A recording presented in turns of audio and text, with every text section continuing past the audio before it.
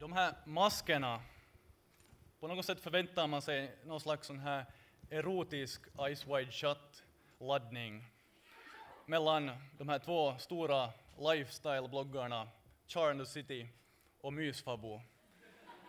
Men de som känner mig och har minglat med mig idag så vet att det blir bara obekvämt. Men vi är här och inte pratar om oss själva utan delar pris till årets finska blogg.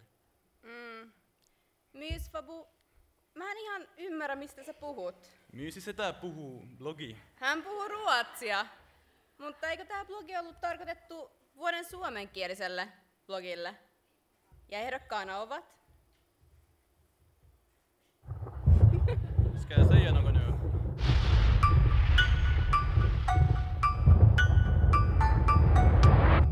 Jenny i Populandia-bloggen skriver om mode, nagellack, inredning, accessoarer och andra materiella ting. Bloggen som också innehåller välskrivna vardagsbetraktelser är en av Finlands mest lästa.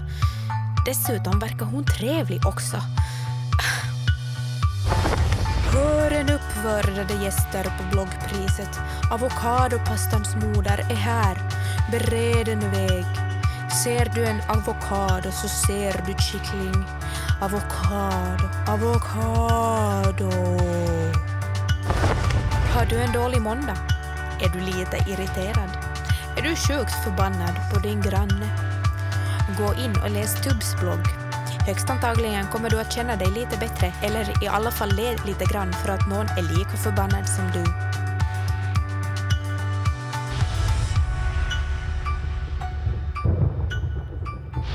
Vinnaren i årets finska blogg-kategorin är, ska jag prata långsammare? Ja, vänta. Jenny Rotonen, Populandia!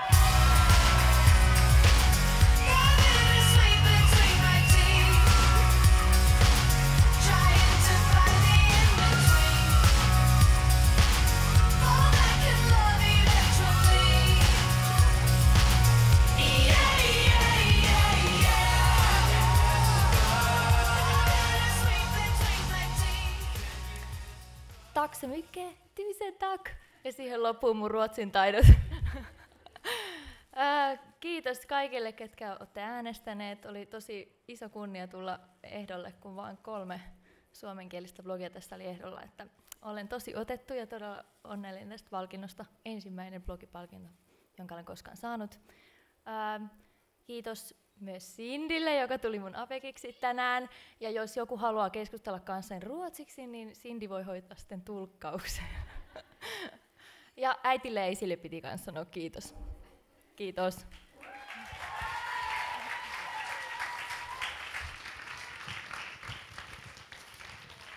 Hei, onneksi olkoon. Kiitos. Olitko jo miettinyt, kun sä seisoit tuolla nyt ihan yksin, ne muut ei ollut paikalla, olitko jo miettinyt sellaista niin kuin arvokasta häviäjän ilmettä? Mä ajattelin, että mä vaan silleen vaivihkaa hivuttaudun tuonne pöydän alle. Nämä maskit on sillä tavalla aika hyvät, että ei tarvitse keksiä ihan hirveän suurta ilmettä, että voi peittäytyä vaan ja sitten mennä. Hei, onneksi olkoon. Luet sä ruotsinkielisiä blogeja muuten yhtään? Onko suomenruotsalaisten blogosfääri, se on varmaan suomenkielinen sana muuten, onko se tuttu?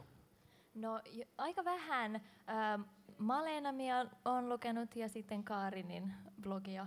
Ja sitten Magnuksen blogia, joka on siis suomeksi, mutta vähän. Onko suomeksi? Onko suomeksi? Joo.